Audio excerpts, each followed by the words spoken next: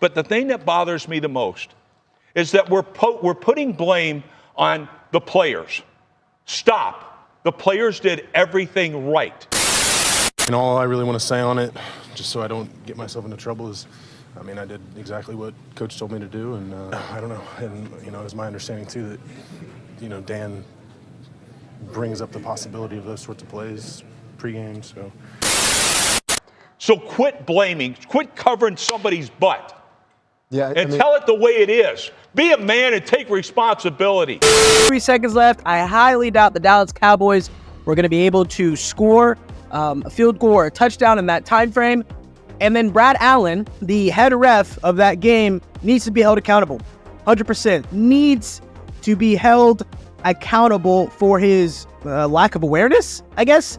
It's been said multiple times, and you see the video evidence that when the Detroit Lions confirmed their 2-point conversion play, you see Jared Goff pointing at the ref saying, "Taylor, Decker, go tell the referee that you're eligible. Go do it." And you see Decker, number 68, walk up to the referee, and he's having conversation. Him and Panay are having conversations with the ref.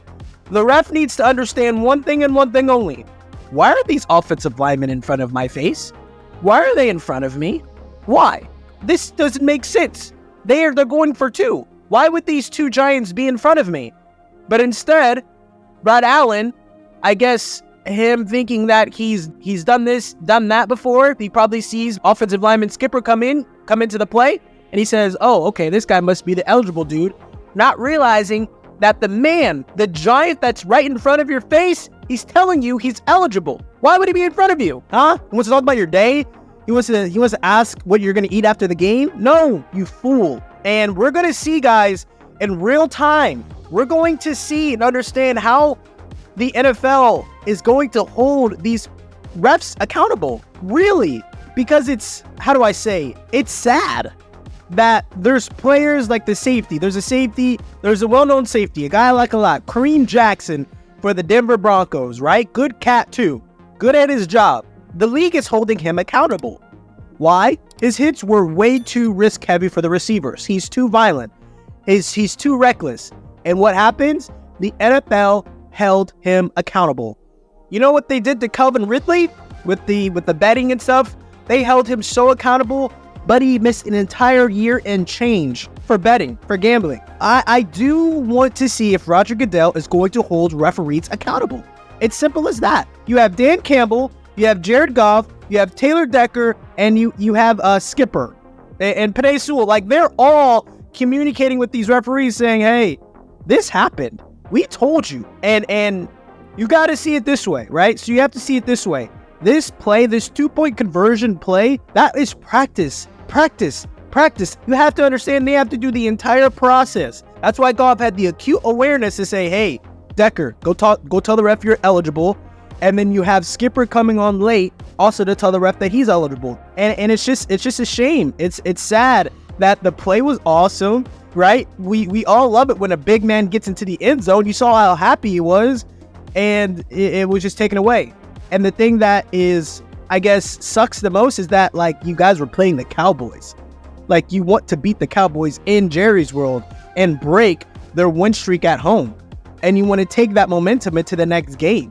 And the refs stole that from you. Brad Allen stole that from you. Let me know what you think the punishment should be. I don't think Brad Allen should ref another game until week 1 of next year at all. He shouldn't have any more games this year, so he has a shot to get one more regular season game in. For the entire playoffs, he needs to be out. Done. I don't know about his staff. I don't think his whole staff should be in trouble. And the thing is Brad Allen, I believe it said, like, he's worked 3 Super Bowls. He's a trusted guy. But in this realm, you need to be held accountable and you need to be suspended.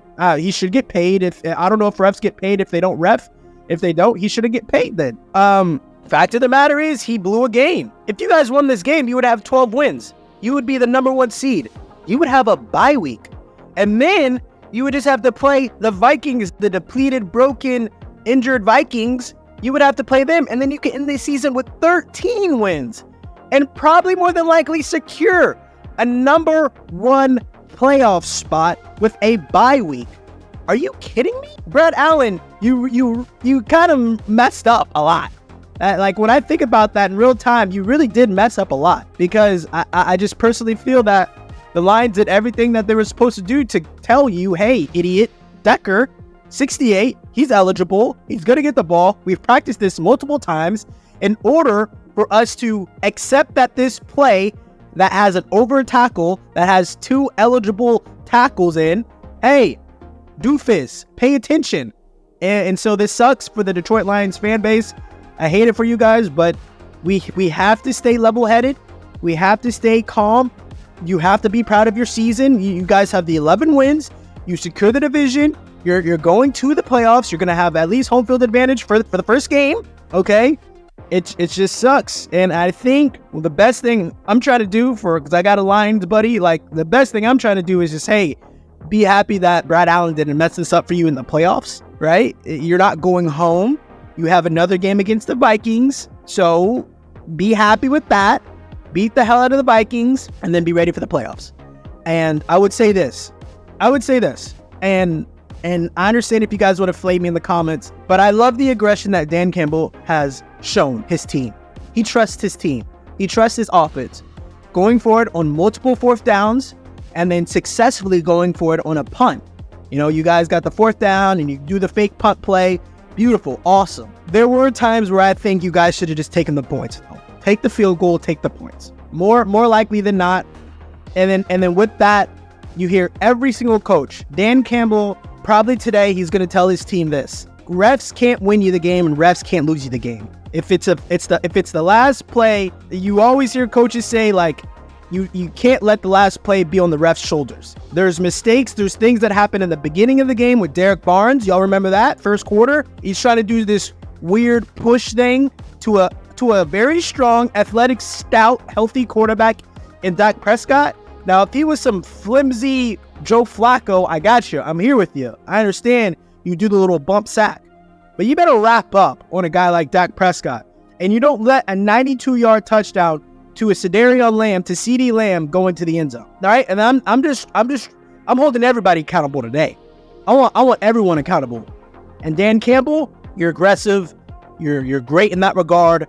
I don't know really what the story is of saying, hey, we have an amazing offense, we're going to go for it. Or is it, hey, our defense is this, so we have to go for it? Or is it just aggression? I believe it's just aggression, and it's, hey, we want all the smoke. But I just believe this could be a learning moment for Mr. Dan Campbell, who is still very young in his head coaching career, to understand, hey, we can take some points every now and then and just have our defense mollywop them and do what they got to do. Jared Goff, you had a okay game. I think you made a lot of great passes that people don't understand how hard it is to make some of the passes that you did complete. But the 2 interceptions, especially the one to Wilson, absolutely embarrassing. And you saw that with your own reaction. You understood how wrong you were and how bad I bet you want that one back. But everyone needs to be held accountable. To absolutely everyone, from Derek Barnes to Jared Goff to Mr. Campbell to Brad Allen. And I need to know from you guys, what do you think Brad Allen, what should his punishment be? Once again, he's worked 3 Super Bowls. He's a trusted guy in the realm of refereeing. But he clearly, he didn't referee his best game. He did not. And I hate that play wasn't even reviewable. You saw so many different camera angles of these giant offensive linemen walking up to the referee. When you have to ask yourself, as a ref, why are these giants around me? They're never around me.